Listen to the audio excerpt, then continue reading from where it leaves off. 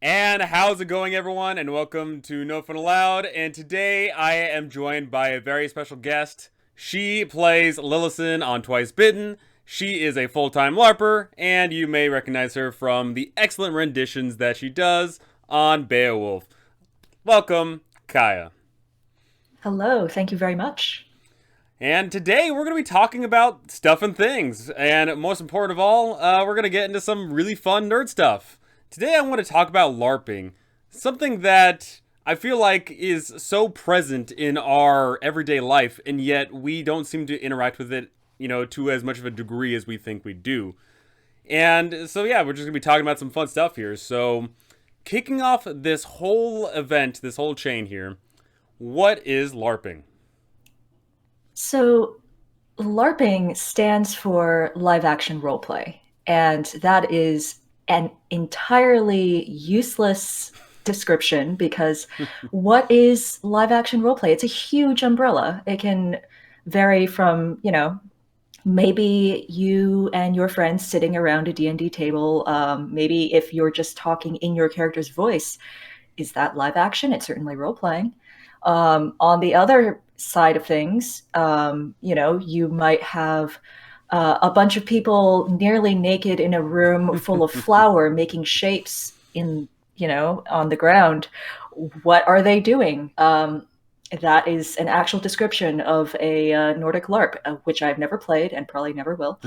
Um, but yeah, so there are as many ways to try to define a LARP as there are LARPs, probably. It's kind of similar to trying to define what a bird is. Like, you know one when you see one. You have a list of what you think their attributes should be. They've got beaks, they have wings and feathers, and they can fly. But there are so many edge cases. Like, penguins and emus can't fly, but they're still birds. Bats can fly, but they're not birds. Platypuses, don't get started on platypuses. But you think about the concept of a bird and you don't think about those edge cases. You probably imagine like a robin or a sparrow or a blue jay, something that sits a lot closer to the central or archetypal idea of a bird. So rather than trying to quibble and draw the exact boundary at the edges of what is and isn't a certain type of LARP, I'm just going to talk about the archetypal examples of LARPs. There are going to be a ton of exceptions. Just take that as a given. So, in my personal understanding, which to be clear is extremely biased because it's based only around what I've been exposed to personally or heard about secondhand, I split LARPs into boffer LARPs, theater LARPs, and Nordic LARPs. Most LARPers would probably say Nordic LARPs are a subset of theater LARPs, but I separate them. We'll get into why later. I can't wait. Yes, so I say we. I definitely feel like if you mention LARP, everyone always goes to that conclusion of people with foam swords going out to the middle of a field or the woods and beating the crap out of each other. Typically, that's what LARPing is because that's what we see in the media from all these movies and TV shows. But of course, we know that there is a lot more to it. Let's start diving into each one of these three here. So, theatrical LARPing. Yeah, actually, backing up for a moment, boffer LARPing. Okay. It turns out, the general populace, even nerds who are proud of playing D&D, even theatrical LARPers, yeah, they tend to consider boffer LARPing as somehow childish or beneath them. I certainly once thought so.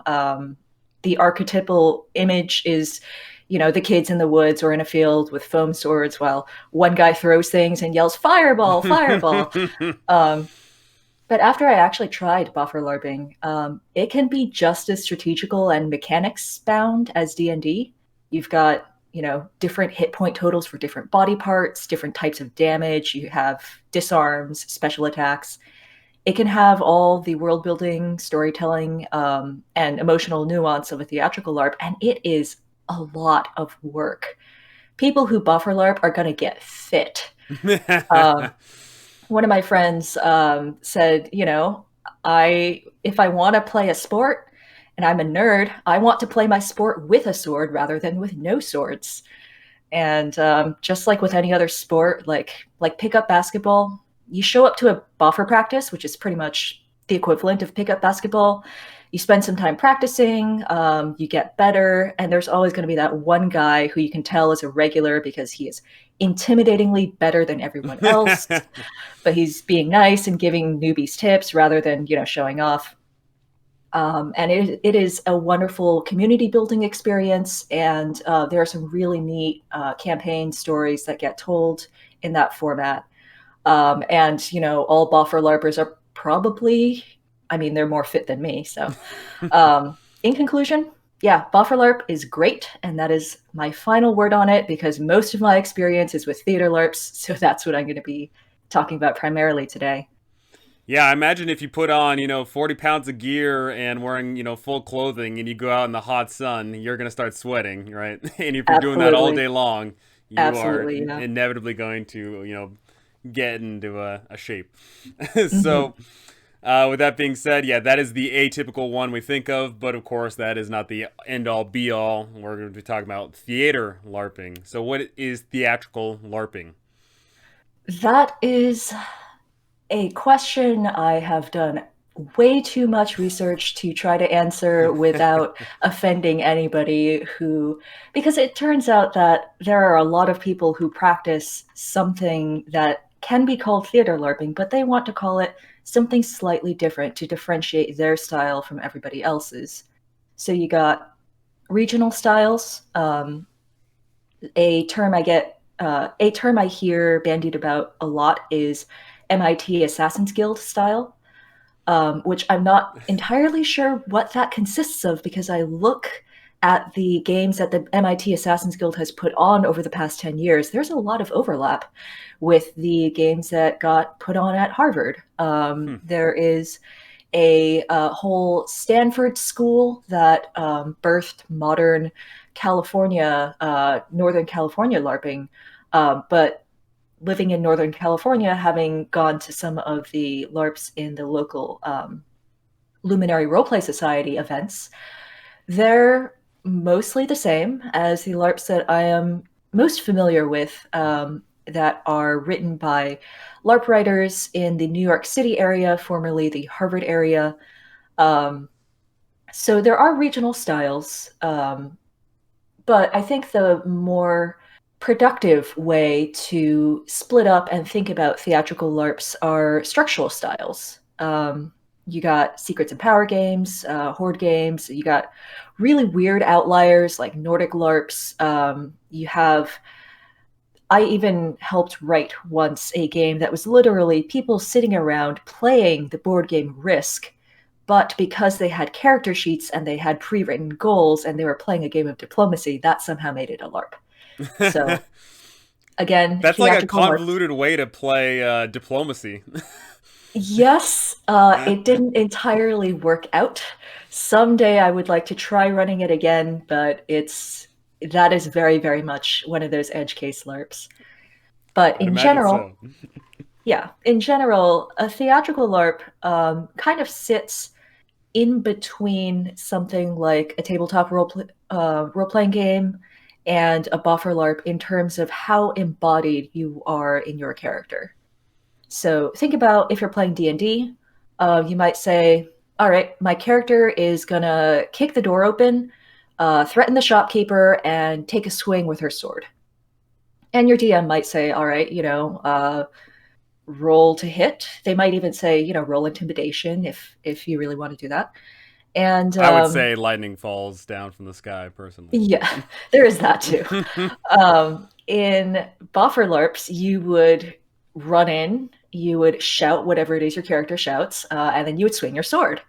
So that's a very embodied experience. Everything you do is what your character does. But in theatrical LARPing, you might be playing in an area which is basically one big room. You have to pretend there are different areas. So you mime kicking down a door. You run in, you deliver your actual threats. You say, I bought this sword from you 3 days ago and the hilt's already falling off. What sort of business are you running? And then you pull out an item card with your combat score on it.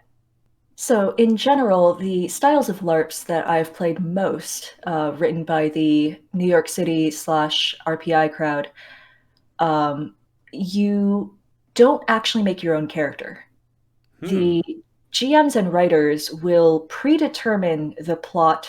They will pre-write all the characters, and as a player, you receive this character sheet that tells you all of your backstory, all of your psychology, the things you're thinking, the things you want, and your powers. And it is your job to take that as a sort of snapshot at who your character is at the beginning of the LARP. And when game starts, you're in character, your thoughts and feelings and actions are all going to be in character. And you can determine whether your character's personality is going to evolve over the course of the game. But mostly, if you deviate too far from what the writers have written, that might end up screwing over the plot somehow because characterization and plot are very tightly tied together. Yeah, I imagine that if you are trying to write a story, then you do have those character elements, but then you also have that human element of it too, and that is chaotic. That can be It certainly is. a lot of things to work with. It is. And after playing a while with the same group of people, you tend to understand how certain players think. You can write characters to their strengths.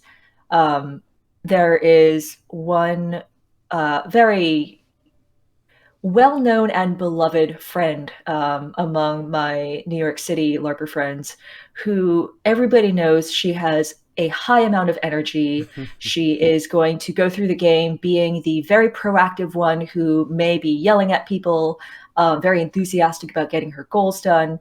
And, you write a character for people like that who are very goals driven and can be relied upon to maybe drive a plot where they're trying to organize other people into doing something. Whereas there are a couple of other people in that crowd who are known for going and sitting in a corner and having emotions.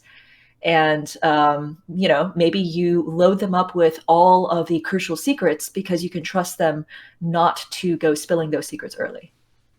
And because each player is different, even when you give the same character sheets to several different people in different runs, the outcome of the game is always going to be different because of where those players go with that over the course of the game.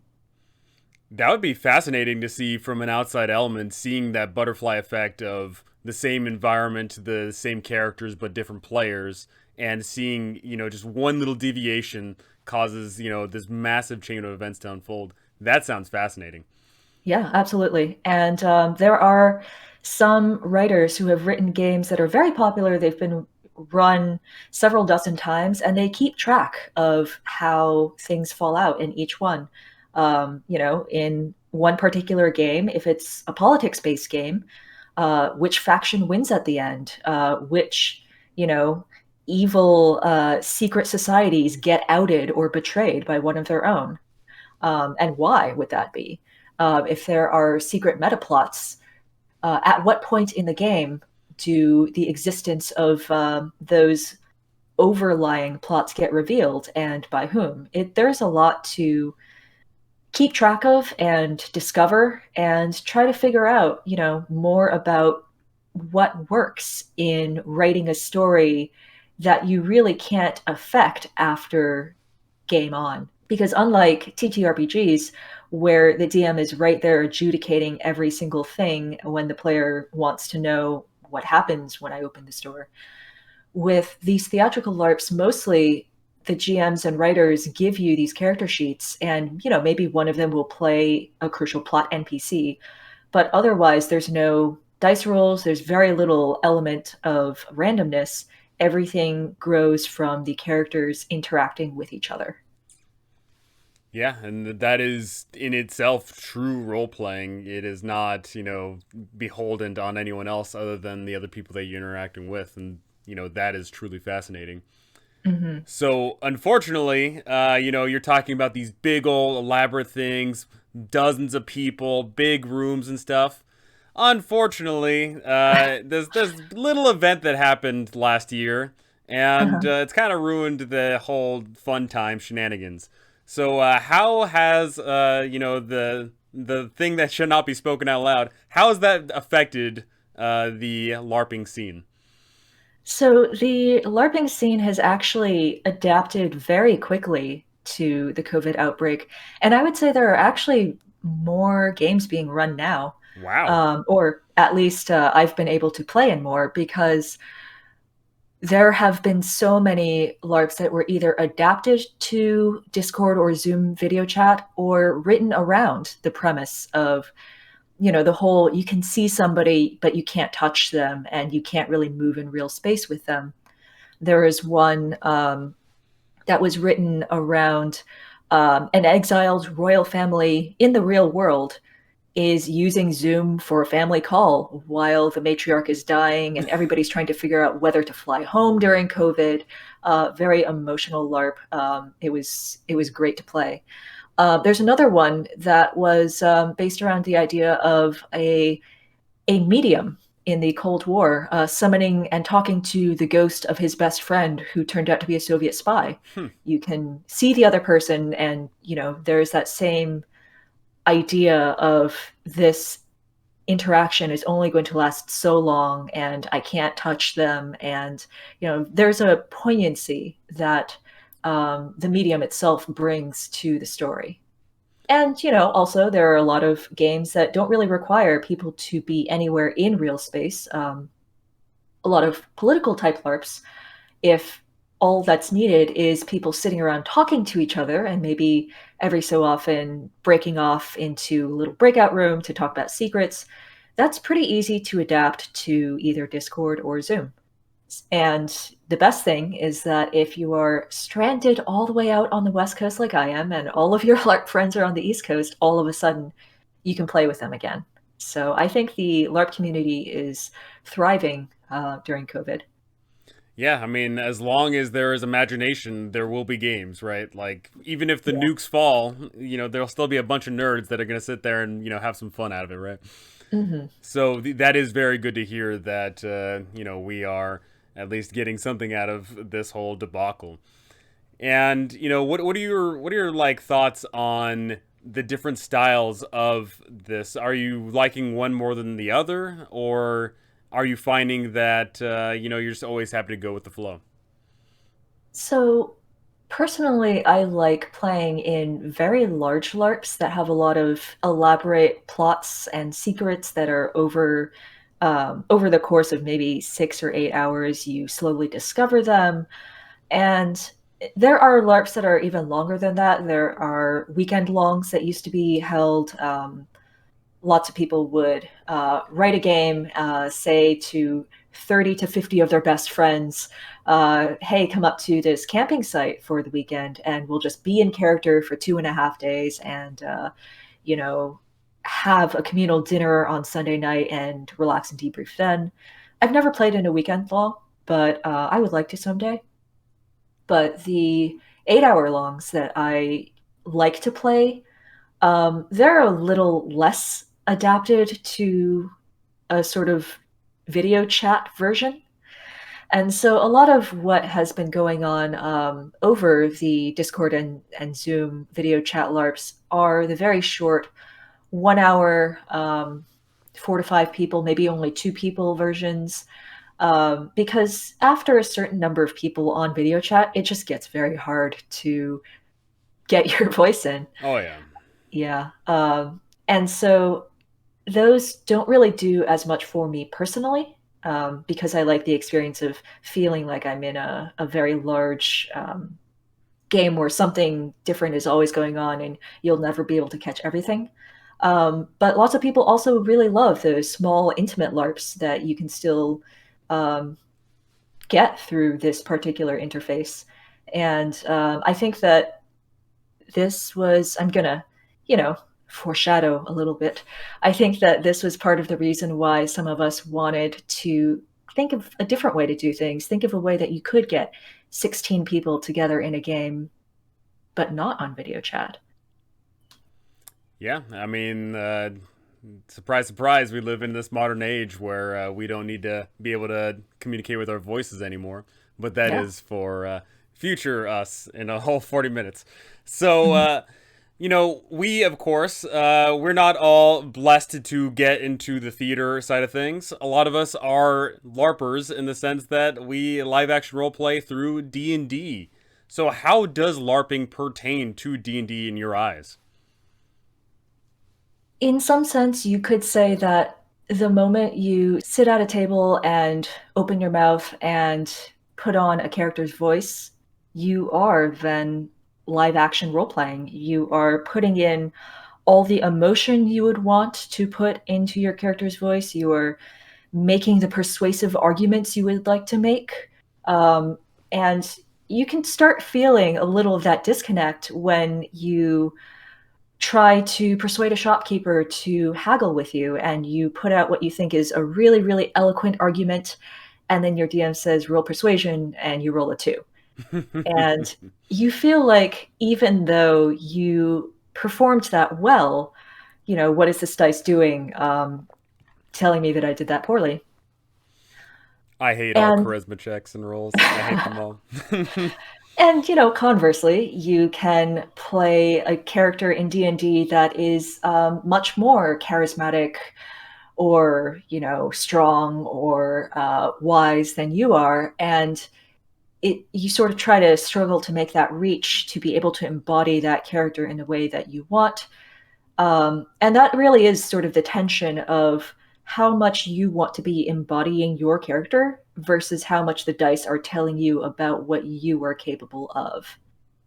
So, coming from the LARP background that I do, I did play D&D quite a bit when I was a teenager, but I wasn't very good at it. And I also didn't Is play. anybody when they start? Well, some people maybe. And I also wasn't very serious about it. But I started LARPing in earnestness when I was around 19. And by the time I came back to D&D in a serious way, in my mid to late 20s, I was coming at it from a LARPer's mindset. So the LARPer's mindset is very much character centered. As I said before, when you're a player, you get your character sheet. It tells you not, a string of numbers about what you can do, but what you want to do, and also what might be standing in your way. The hangups that you might have, the secrets you're trying to protect, the other people, the other characters that you are looking forward to seeing or trying to avoid. Um, and when you're writing a game like this, all of the structure of the story means that the plot is in the character sheets. If you're writing a game that you think is going to be a royal political drama, where over the course of 2.5 hours, the king who is celebrating the birth of his newborn son discovers that his wife and two of his daughters are actually witches, you can't just, come in partway through as a GM or a writer saying, oh, by the way, Mr. King, you found some witchcraft stuff in their rooms. That's not going to work like that. So instead, you have to think about how suspicious of a character am I going to write this king to be? How cautious or brash are these royal women going to be? Do they have a reason to maybe reveal this on their own early? Is there some other character that's going to ask inconvenient questions at certain times that might prompt a revelation? And all of that has to go in the character sheets. And that sort of is a mindset that you could very profitably bring over to character creation when you're a player in a D&D campaign. You know, absolutely, if you want to play D&D as a way to roll dice and have fun with friends, feel like you're the brawny fighter with a big sword, you're just like cleaving your way through goblins, that's perfectly valid, that's a lot of fun, and that's perfectly fine.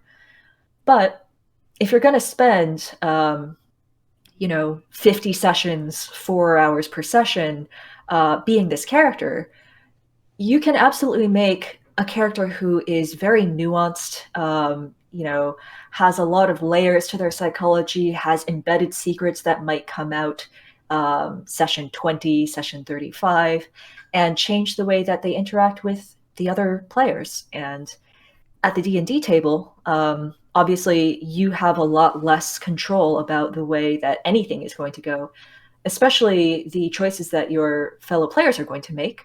And so there's a lot of exciting unpredictability that you can do there that can spice up your enjoyment even further. Absolutely. No battle plan survives contact with the enemy, and no PC concept ever survives a campaign. It just doesn't happen. Exactly. Yeah. And you should build characters with that flexibility and that tangibility, right? You should have characters that have concepts, ideals, bonds, flaws, all these fun stuff, and they should evolve over time because you're going to get a kick out of it. The other players, and the DM's going to get a kick out of it, and it shows the world. It's so great if you run those campaigns. You get to see where that character started, where they are now, and then you get to see where they might be in the future. Having that idea is just absolutely fantastic. And yeah, obviously you can't just make a character that's just a barbarian that just says I swing my sword. But I'd like to think at some point down the line you might be thinking like, oh, what am I swinging my sword for, right? Yeah. At least something of that regard. Or, if you have that sort of smashy barbarian fighter type and your character dies partway through and is brought back, they're probably going to have some thoughts about that. And, it's it's a great thing to have a textured and multi-layered character to start with and being able to see how much all of that changes over the course of a campaign, depending on what happens to them. And actually, today, as of the day we're filming this, earlier today, I had a fireside chat that came out during the Twice Bitten session today about it's all about setting up potential character arcs to see where a character can go over the course of the campaign and trying to draw boundaries that respect the time of everybody else at the table. Yeah, I think that's another thing we got to consider too is, you build this character concept, and typically when you're building a character concept, more than often you're building it by yourself. But you need to understand that when we're playing D&D, unless you're playing it one-on-one, which, more often than not most people aren't, you have to build a character that interacts with other people. And, you have to respect everyone else's time, you have to respect the DM's time. And if you build a character that does all that criteria, you're going to be in for a great time with everyone. Yeah, and with a lot of the characters that are written for LARPs, they have to care about the other people who are there because that's where the story is, it's where the plot is. And bringing that mindset into D&D is a wonderful thing. I think it really steps around this problem of, you might have a character who thinks that they are the only person who can do things at your D&D game. Like, nobody likes that guy, right? So yeah. So at any of these LARPs, has there ever been a character that was the edgelord created, the loner there type? are there are so many edgelords in these Okay. types of games, or maybe that's just how I perceive it because I am usually cast as that character. Oh, okay. So yeah, it is a very finely balanced thing when you're writing for a LARP, when you have a character that may start out the game in too much pain to be able to interact with other people, or they're hiding a secret that they think is so crucial that they don't want to talk to anybody else. And the way that you balance that out is you pre-write other characters to have an interest in this character for whatever reason. They might be trying to, pry at that secret. They might be that character's childhood best friend, with a genuine sense of concern, but not really knowing what's going on. And you can balance all of these different types of personalities with motivations that still end up leaving the sort of social balance of the game um, pretty even for everybody because you are writing for everybody to have fun. You're not writing to make the story that you want to have happen. Yeah, and I think it's very important that when you're coming up with these character designs, whether you're writing them yourselves or you're inheriting them, whatever, there is a very fine line between being a reluctant character and an over reluctant character. If you have a reluctant character, yeah, at first, it takes a nudge for you to do something. But if you build an over reluctant character, you're not adding anything to the story. And Yeah, that's yeah. that's unfortunate. Hmm. We definitely see that a lot. We definitely see those Harry Potter players that sit around and wait for the world to come to them Yeah. and have to literally get dragged to the adventure. Hmm. It is very important that you have to sit there and say, okay, I showed up here for a reason. I'm going to interact with everybody, and you just can't build a character that's over reluctant. It's just not going to work. Yeah. And, if you do get handed a character sheet for a LARP that says you don't really want to talk to anybody, you can tell that that's not because the writer has overlooked something. It means that there is a reason, a sort of game balance reason why you shouldn't be talking about the things you know too early on. Maybe the things you know are actually, deep, terrible secrets that will be a big pivot point in the game. So, you shouldn't just ignore that and go forth and start being extroverted at everybody just because that's the type of person you are. So, Yeah, so that's another thing I'm curious about too. Is it sounds like this LARPing community is very tight, right? Like a lot of people get to know each other. Do you find that people write characters for certain people, or is it more just like a hodgepodge? You just pick anything at random? there is a mix in the New York City slash RPI crowd that I run with in spirit. There are a lot of people who write specifically for other people in the circle because you tend to get to know somebody as like um, the enthusiastic, excited one. You don't want to cast them in a role that they feel uncomfortable playing. That player probably doesn't want to be sitting in a corner for 3 hours. You have somebody who likes doing puzzle type experiences. You give them the crunchy mechanics stuff to work with because, in that case, maybe if you don't give that person that sort of character, and everybody else who has less real world experience with puzzles is trying to solve the puzzle that is gating a big secret, maybe the game will just never progress past that. But on the other hand, you write these games and they're not always just going to be played once for this particular group of people. There are LARPing conventions that you can go to and meet hundreds of other LARPers from across the world. Um, hundreds of games being run in a weekend for absolute strangers. And you want to write these roles sort of general enough that maybe not everybody could play them, but you could easily find 20 to 30 people who would be happy playing this character. So there has to be something somewhat relatable in each character, where if you look at a character sheet, maybe you think, maybe I'm not cut out to play that sort of character, but I know somebody who can. Yeah, that's fascinating because obviously you show up to these conventions, you show up to do that, but typically when we show up to play D&D, we're bringing our own character, we're bringing our own concepts and ideas, and what ends up happening is you always pour a little bit of yourself into your character, like no matter what. Every single Mhm. character is some weird reflection of you to some degree. Yeah, and And when somebody can't make it to a game, you have that weird, reluctant feeling to let anybody else at the table play your character because that character is so very much yours. And you're absolutely. like, they're not going to play them right and stuff like that. Yeah, and I think that is a strange notion that if you look at that character sheet, it is just numbers on a page, it is letters in the margins, but depending on who picks it up is an entirely different concept. Hmm. And that's something I also wanted to ask too is in D&D we typically we make these characters, but have you ever experimented around with being given a character and working with it as well?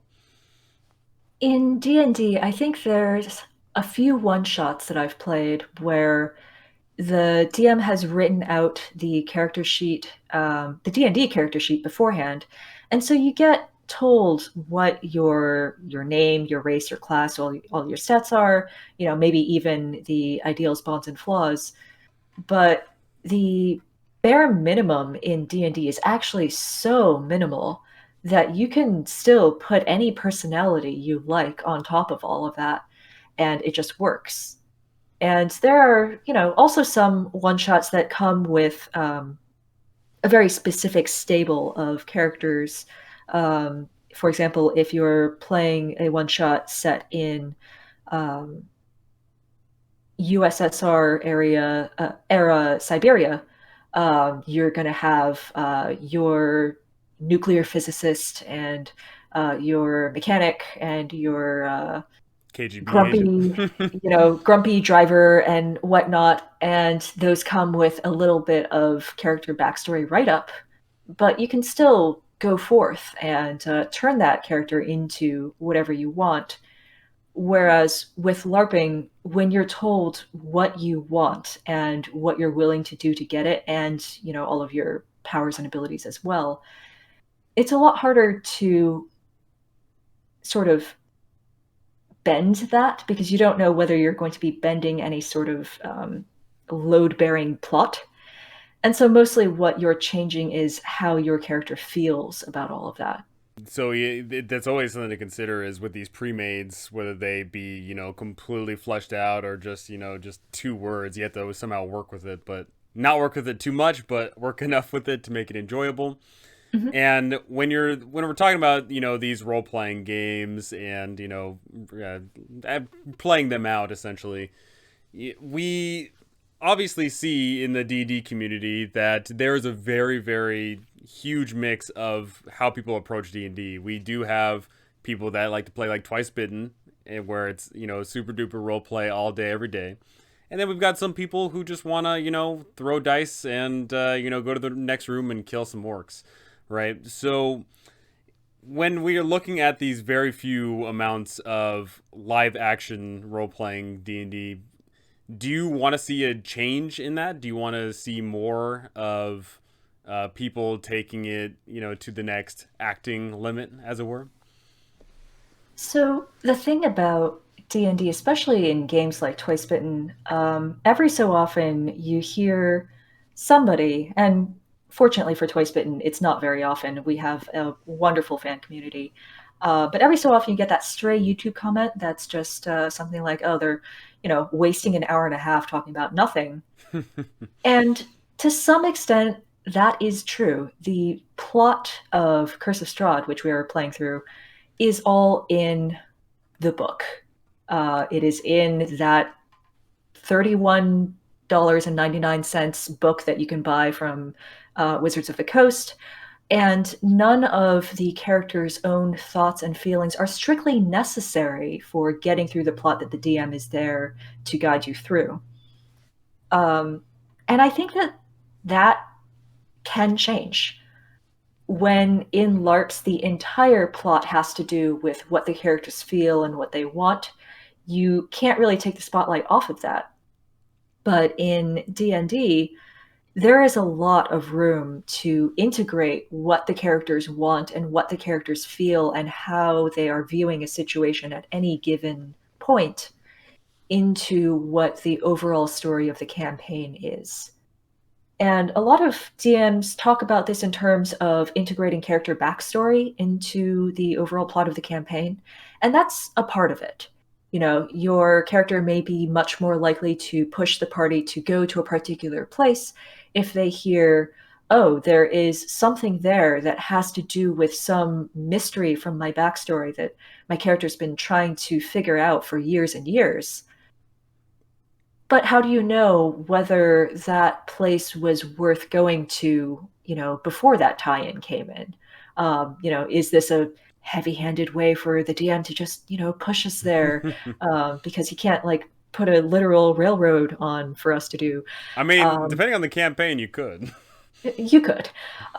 We are not playing in Eberron, No. but there is always that question of how integrated is my character backstory actually into this campaign, and how much is just, oh, the DM has tweaked a small flavor thing just to act as the initial plot hook.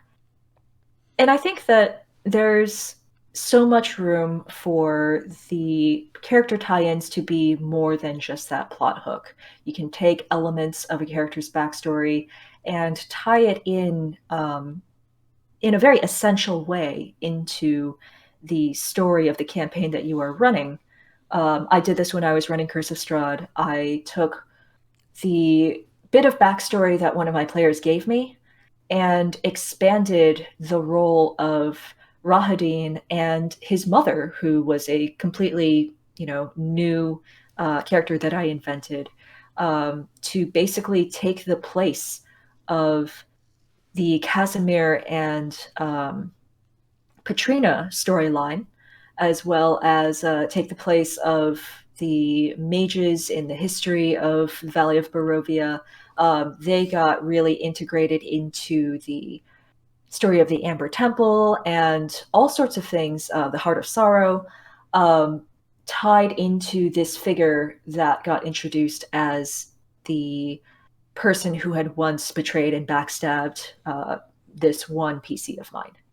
And so there was a sense that it was this particular PC who came in, who was the only one who could have understood and undone all of their machinations throughout the centuries, because he had had that ancient bond with them and understood what it was they were up to, as opposed to just, bring in generic adventure party number 95, let's run them through the gauntlet. Well, it's not about the challenges you've overcame. It is always about the friends you made along the way. Yes. Both in game and out of game, right? Or the enemies sometimes. So absolutely. So we looked at this LARPing, which can be very intimate with few people or huge, dozens of people. When we think about D&D, we typically think about it being intimate. We typically think of the classic, 4 players and the GM. But, of course, that's not always been the case. In fact, in the early days of D&D, there was a concept, which I don't believe it got this name coined until semi-recently. But there was this idea that you and a group of friends, maybe 20 some odd players, would all have character sheets. And there'd be several DMs, and, on Tuesday you may go to one DM's house and play in their adventure. Then you would take that character sheet and move over to the other ones.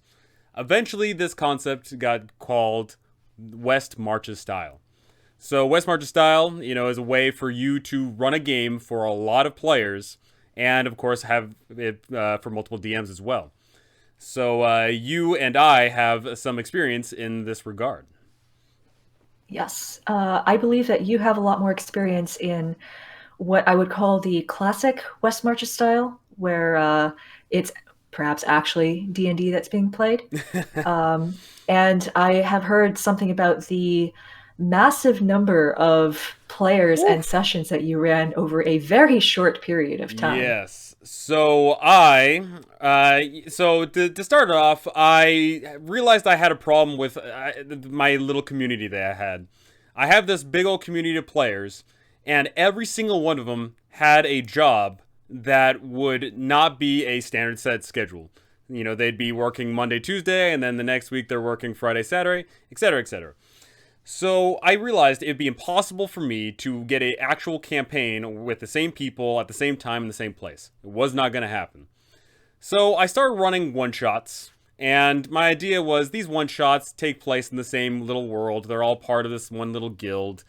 And then I realized that running one-shots was a little bit tough.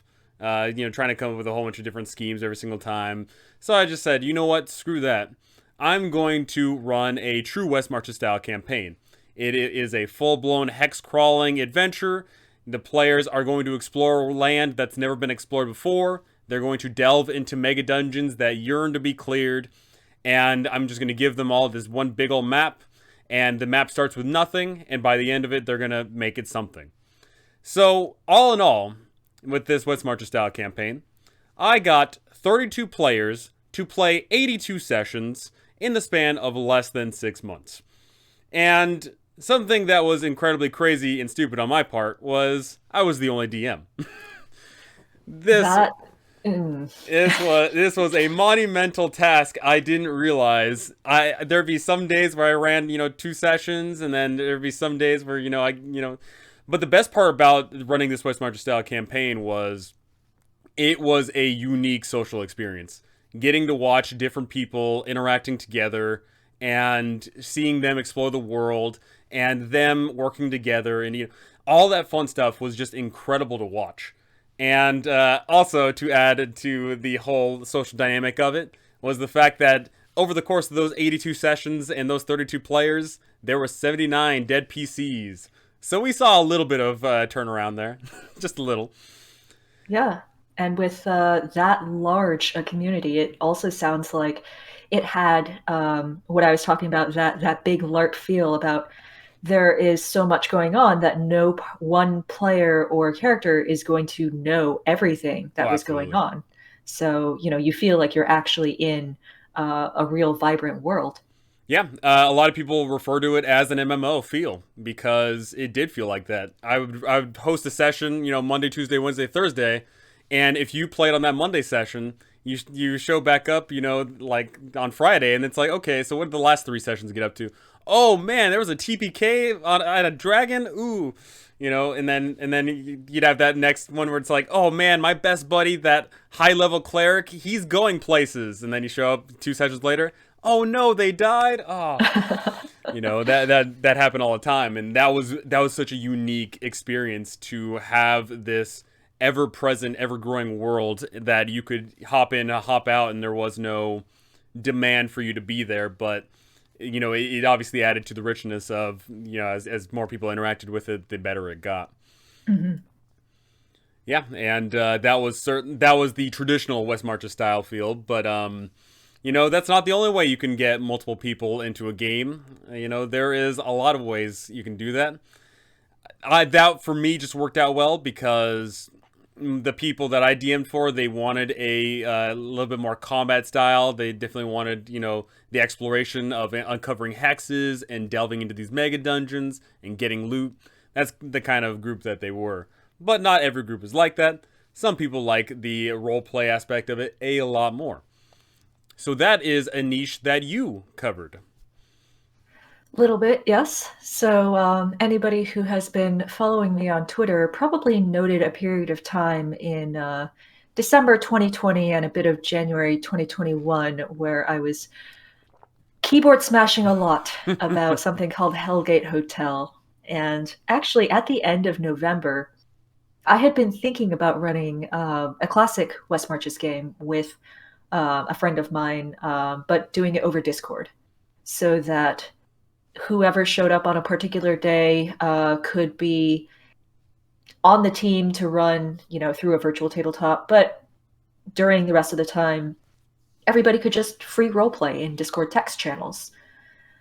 And the day after I talked to my husband about that idea, I was actually approached by two friends from the LARPing community and very prolific writers of a lot of the LARPs that I love, Warren Tusk and Kristen Hendricks.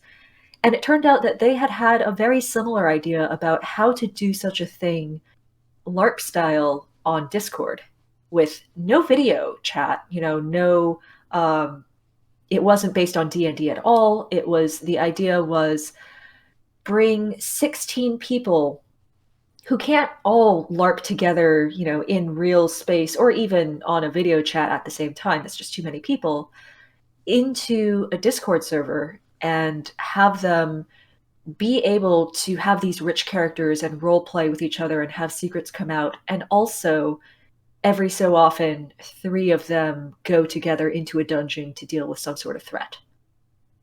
And they laid this idea in front of me and said, but this is a very experimental idea. We don't really know how to do this. And I looked at it and I said, I know exactly the sort of structure you're looking for. So, Hellgate Hotel is the project that came out of that. It was written in about a month, which in LARP terms is an insanely short period of time. Oh yeah. Um, it ran over the course of 12 days.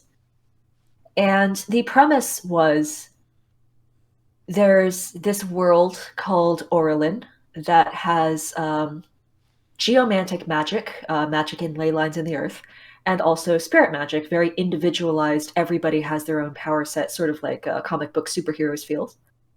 And some time ago, somebody, we don't know who, summoned a giant Hellgate, summoned this gate to the realms of the demon lords.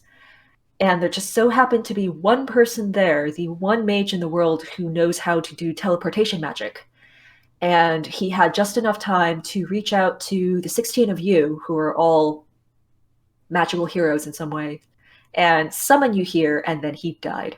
So now you get to deal with that.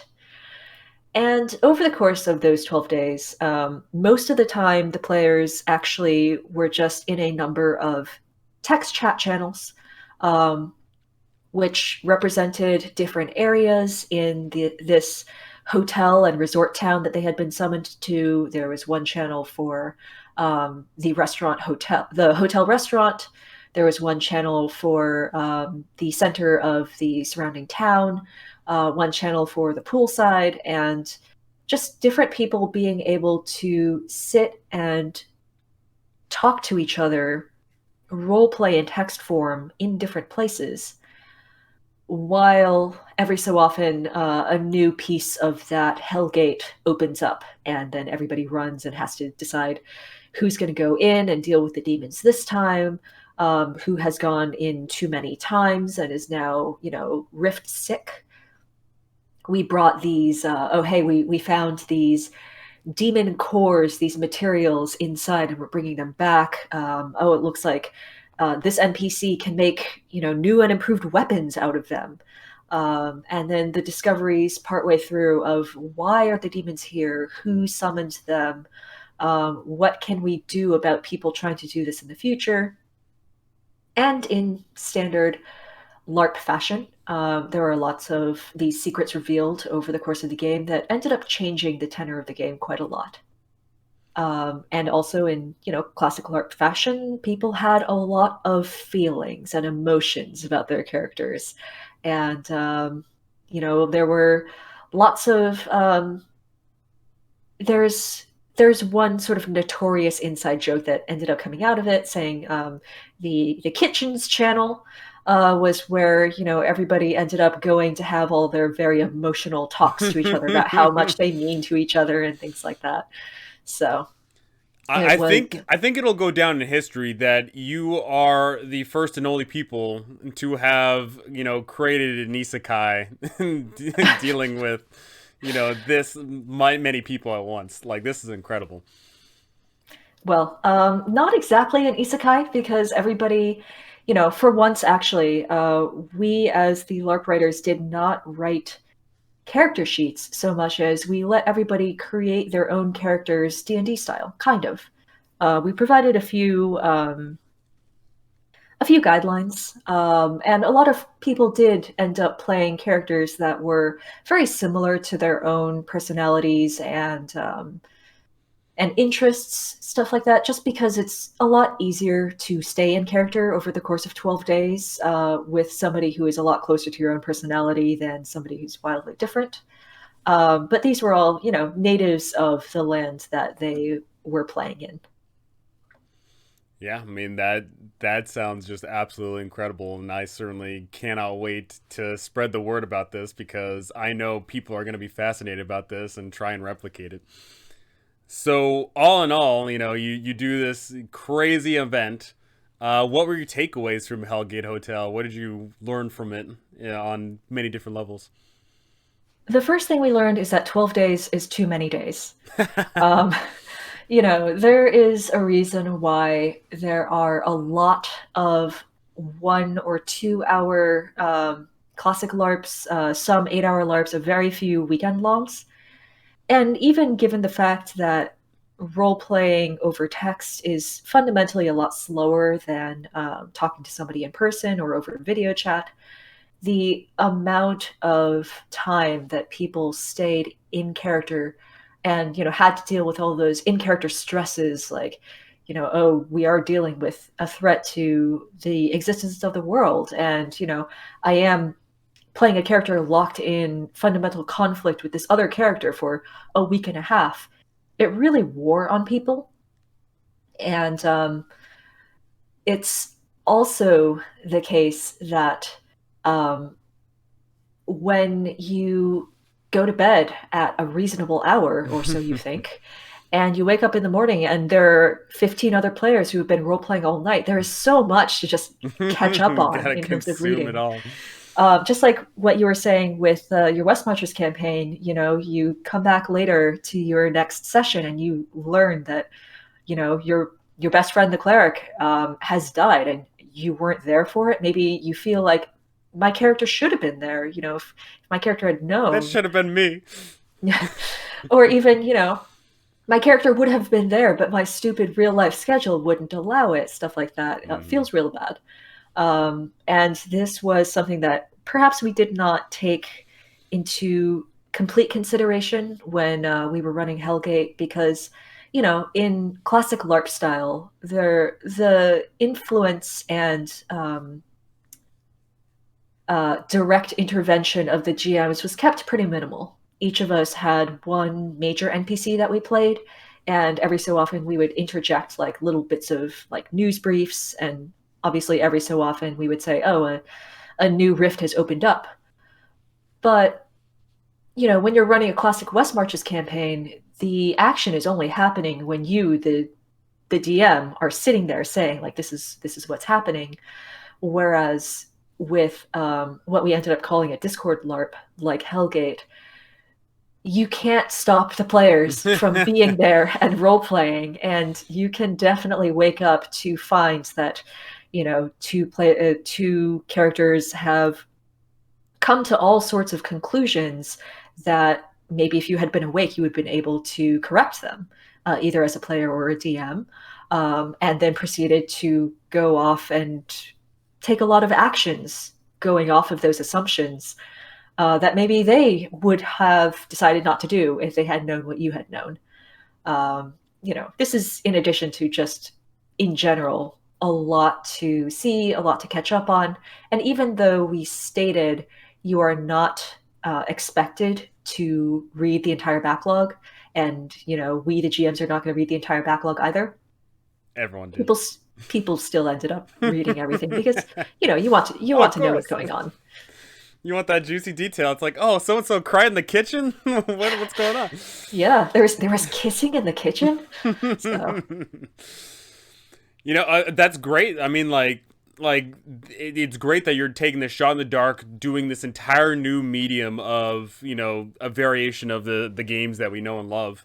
And yeah, obviously there's going to be some hiccups, but that just better prepares you for the next time you run it. And mhm. you in particular, you did do something else as well after Hellgate. You did a one at Dinosaur Vacation. Yes, my involvement in Dinosaur Vacation was pretty minimal. I um, did not have the time or energy to participate in this as nearly as much as I might have, since this happened directly after the close of Hellgate Hotel. A A couple of the grueling 12 players days. a couple of the players from Hellgate Hotel decided we want more of this format, but we're only going to run it over the course of 2 days because 12 days is too much. So one of the players from Hellgate, who I'm going to nickname Azure, decided he was going to write a very pared down sort of analog to Hellgate Hotel, where all of the characters are living in the year 2200, I think. It was the 22nd century, and are on a spaceship sent to go observe the sun. And they fly through a solar flare, and they come back to discover that the Earth has somehow been reverted to the way it was 93 million years ago. And so this high class vacation they thought they were going on has now turned into a Jurassic Park style survival sort of game, which then turned into something else having to do with parallel worlds, one of the secrets that was revealed over the course of the game. And another of the players from Hellgate Hotel, Stephen Kohler, decided to sign on as well, doing a lot of the mechanics work and tweaking the missions, um, writing a lot of the behind the scenes stuff. And I was there to provide some editing, some advice about how to structure the game, some of the hard learned lessons from Hellgate Hotel. And there were a few other people involved as well, but I got to see the GM side of it. And it turns out that even with a much shorter time period and character sheets that were pre-written by the GM and, presumably have a lot less uh, personal, personal to each player stuff put in, players can still have a lot of feelings spread out over a lot of role play. You wake up in the morning, 300 unread messages in each text channel. Oh god. Um, and yeah, and it also should be said at this point that Hellgate Hotel wasn't strictly the first of its kind. There was a sort of prototype of this idea where a classic LARP, an 8-hour LARP called Infinite Magic Glories, written by Warren Tusk, Kristen Hendricks, and my other friend called Pickle, somebody who had, seen that and liked it, turned it into a Discord format. Hmm. So that guy already had, some of the basic how do we do this on Discord worked out, such as, each character should only be able to be role playing in one text channel at once. And when they leave an area, they should type out, I am now leaving. And, everybody gets an emoji with their character face so that you can tell at a glance who's talking, things like that. But writing for this format, Hellgate Hotel was the first, Dinosaur Vacation was the second. We have learned very different lessons from both games. There are a few others that are popping up. I know of at least two others that are in the works right now, and I very much look forward to seeing how those go. I can't wait to hear about it because, I plan on doing something like this in the future pretty soon here because it is fascinating to me. It's so unique. It is unlike anything most people have experienced before.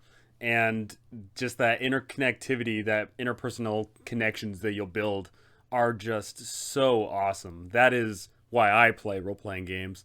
It truly because it's the friends that we make along the way. As corny Yeah. and as terrible as it is, right? So you of course you've been doing all this. You've been doing all this LARPing. You've been doing all this D&D. You've been combining the two now.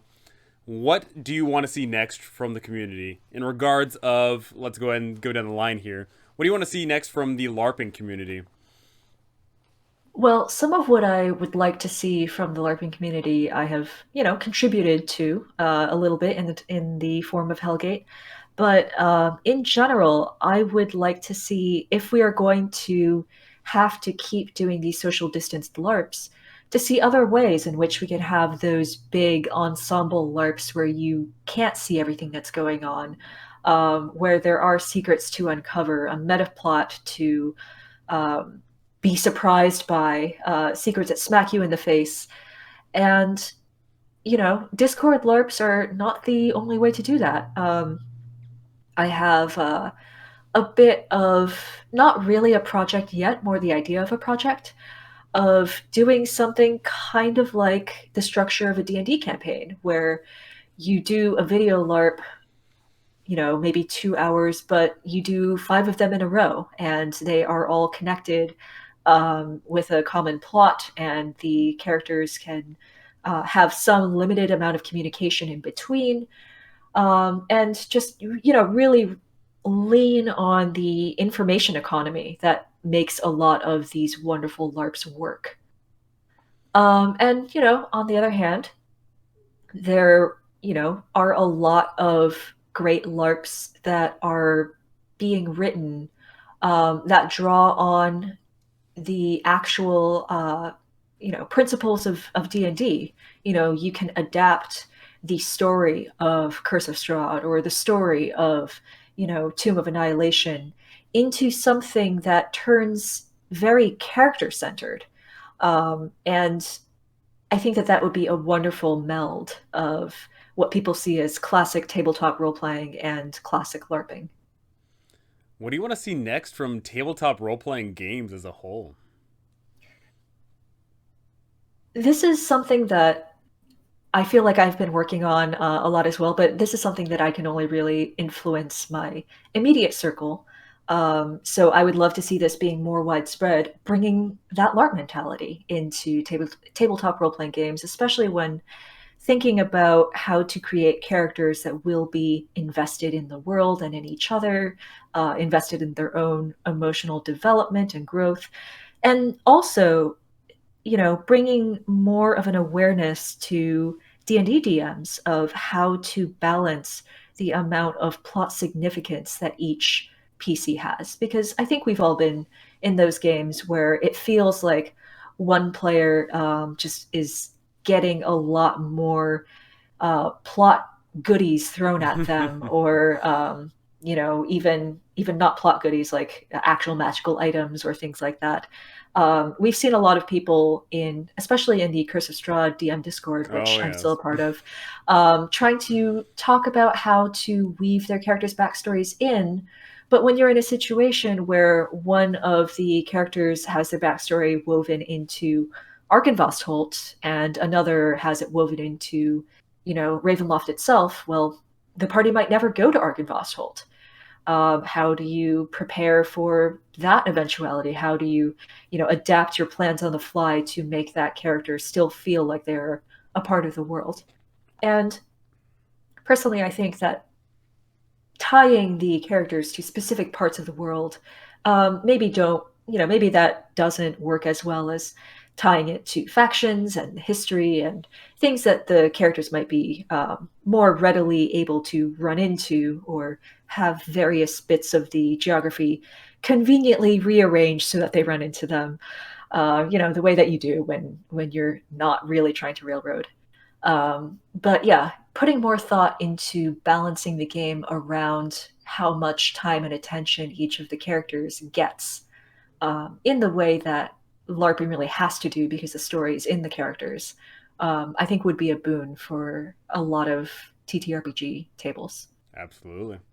What do you want to see next from Wizards of the Coast? We obviously just got that Ravenloft announcement, so We that's pretty did, exciting. and I really want to crack that cover and see what's inside.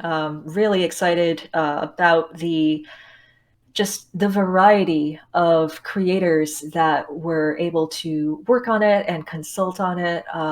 Very much looking forward to seeing the perspective that everybody has brought. But I'm also looking forward to maybe seeing other campaign settings in the future. I know it feels like it hasn't been all that long since Rime of the Frost Maiden, although perhaps for you who you're actually making content for Rime of the Frost Maiden, it might feel a lot longer. But there's a lot of worlds that Wizards can make that we can promptly, rip up and, dig out all the stuffing and rearrange for our own tastes. And I think that that is the beauty of written modules. You don't have to follow them. You can take bits and pieces and put them into whatever it is you happen to be working on, which for me is Tomb of Annihilation. So Yeah. Planescape or We Riot. Um, and lastly, what do you want to see from yourself in the future? I had just been coming out from a period of, creative burnout when I was invited to take part in Hellgate. And I think the fact that we managed to pull this thing off really was a boost of confidence that I very much needed. That I can create things, I can finish creating things. And so I have a few LARP projects on the back burner. And of course, I'm playing in Twice Bitten and running my TOA game.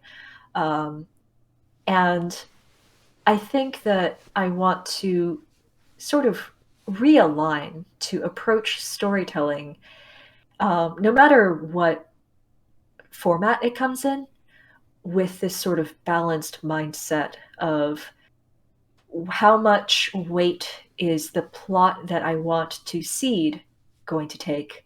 How much weight are the characters and the way that the players interpret them going to take up? And how can I actually continue working on something that is not going to be, really easy the whole time? How do I avoid burnout? How do I maintain that enthusiasm through what's going to be a slog? And just go forth and keep going onwards and upwards. That's what I would like to do. Heck yeah. Alrighty, well, this was an absolute delight to talk about something that you're clearly passionate about, that we're all passionate about. Seeing another side to this community, a lot of people don't even see. I certainly learned a lot, and I'm willing to bet that everybody that watches learned quite a lot, because no matter where you're coming from, there's always some takeaway you can get from anybody. I very much hope so. Yeah, you'd hope so, right? So that is going to do it for us. That was an absolute delight. Thank you so very much. Is there anything you want to sell yourself on? Is there anything you want to direct us to? Go watch Twice Bitten. You can watch us at twitch.tv/rcursivestrahd every Saturday at 10 a.m. Pacific, 1 p.m. Eastern. We are running through a completely rules as written game of Curse of Strahd. We are 5 Curse of Strahd DMs, being DM'd by the one and only Dragnacarta. He is putting us through hell. And if you are a Curse of Strahd DM, if you're thinking about DMing Curse of Strahd, there are a lot of tips, tricks, corrections, things like that you can pick up there. So yeah, thank you very much for speaking with me today. I mean, it was both an honor and a privilege. So that's going to do it for us. Thank you so much for watching. Thanks so much for listening. It was an absolute delight. And I cannot wait to see you all in the next one. Peace.